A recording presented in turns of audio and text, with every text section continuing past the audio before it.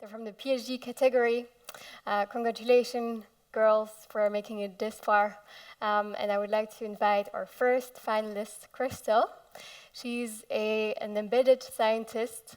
She works as a part-time physical therapist and as a part-time PhD student in epidemiology and surgery. Her action research proposal is titled Better In, Better Out for Senior Marathon Runners. Please welcome her to the stage.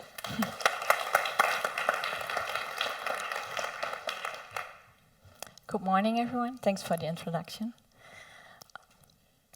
The population is aging rapidly, and as a consequence, up to 50% of all surgeries will be performed in patients older than 65 years. And surgery can be seen as taking part in an athletic event. Major abdominal surgery is equivalent to running a full marathon. So if there are more surgeries in the older people, we will see there's a growth in senior marathon runners of the future. We know that patients with a poor pre-operative physical fitness level prior to surgery have a higher risk in developing post-operative complications. These patients are high risk for surgery, and prehabilitation for these patients is advocated. Prehabilitation is the same as the preparation of a marathon. Well, you need to have a lot of physical exercise. You need to prepare well with your nutrition, but also you have a really psychological and behavioral interventions before you're going to run a marathon. So if we have more senior marathon runners of the future, we need to prepare them well, because nobody can run a marathon without training. So here too, the aim of my project is to create a change in the perioperative care management for patients having major abdominal surgery. The transition includes a change from the current care pathway, which is one-size-fits-all and reactive, towards a new function-tailored care pathway, which is proactive. The care pathway is built following the principles of P4 medicine. This means it should be predictable. We should predict which patients are at high risk for surgery. It should be preventable. We should offer them home-based exercise training. It should be personalized, meaning that every intervention we are going to give to these patients should be well tailored.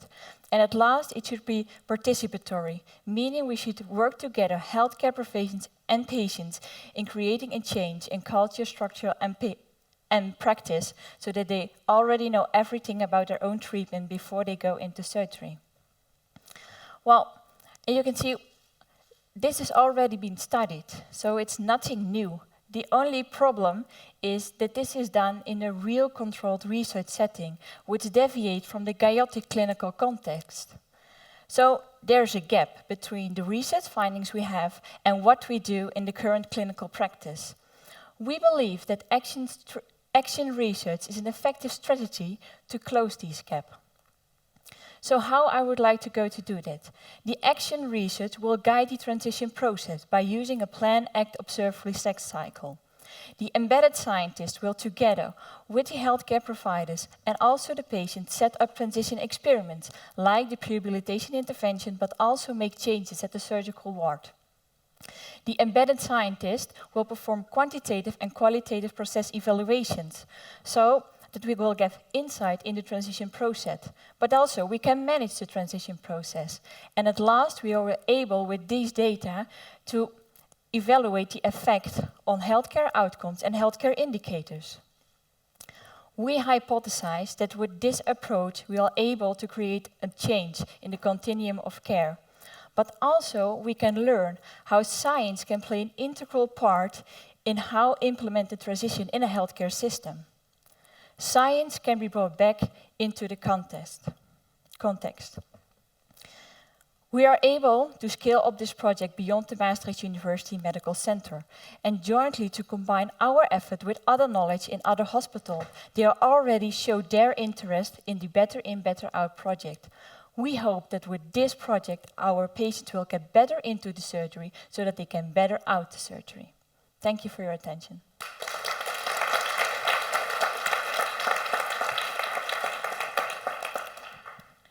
Thank you very much for your presentation. It's a very interesting topic. I learned also a lot from it, just reading it.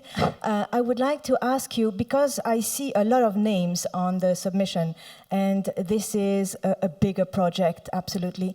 So I would like to know, has this project been designed from the start as an action research project, or how are you going to integrate that approach into the project as it has been designed, maybe already? Second question, if you did not win the 3,000 euro, what would be missing from the project? Well, thank you for your questions. First of all, I started 2 years ago as a physical therapist in the hospital, but also as a PhD student. And I just applied to implement the Better In, Better Out project into the hospital, and there was already a publication from Hulsebus and Metro which described this transition we need to make. And then I just spoke a lot about with professors, but also with patients, like what would we like to have after 4 years? I'm standing here for another public, but you're all welcome. What would we like to achieve? And then a lot of persons say to me, well, you have to do a randomized controls trial. And I say, okay, well, but that's ending after 4 years. And then what do we have then? What I really want to do is from the start, I already have 1 year make up the risk stratification for patients, and now I'm implementing the prehabilitation and also changing the surgical ward. What I really want to do is just step by step and just do it with the patients together, and not in a well-controlled research design, but just with them, and then look, is there any effect of my intervention, yes or no? If there's no effect, we will just de-implement it. Is there an effect because they report it's well, we just keep it. And by just measuring all the data, well, I'm measuring a lot of data at the moment because I do qualitative and quantitative, we can see is there actually an effect on healthcare outcomes. So, is that answering your question, first question? Yes, maybe you can go to the second question as well. Okay, and the second question is, well, if I don't, well, the most important thing is that with this project, I really would like to give a boost to the surgical ward, because everyone, the team behind me is like, okay, we need to do something, but we have no idea how we're going to do this. Because the concept is there, but we really need some advice how we're going to do the action research, because I'm the only one at my department who say, yes, we have to do action research. So with this boost, I can just create a group with very active, involved people. Okay, thank you. Do we have one question, short question from the audience? No? All right. Here we go. Okay. Hi there, great presentation, thanks. I'm just curious about the economic cost benefit. I can imagine that this type of preoperative care would obviously potentially be significantly more affordable than the implications of people going to surgery or treatment in not very strong or good physical conditions. Has there been any analysis or insights into that juxtaposition, basically?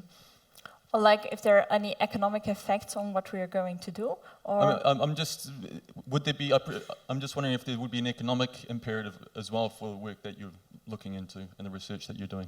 Yes, we're also going to research that what are the effects on economic outcome. But what you see now is then when patients are having surgery with a very poor functional status prior to surgery, the recovery part will take more time. So they have to be sent to rehabilitation center, and after the rehabilitation center, they have to go home.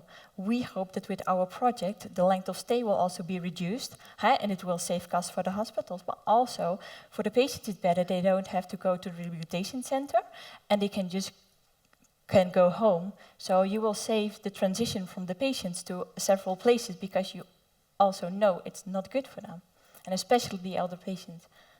Yeah, great, thanks. Okay, thank you, Christel.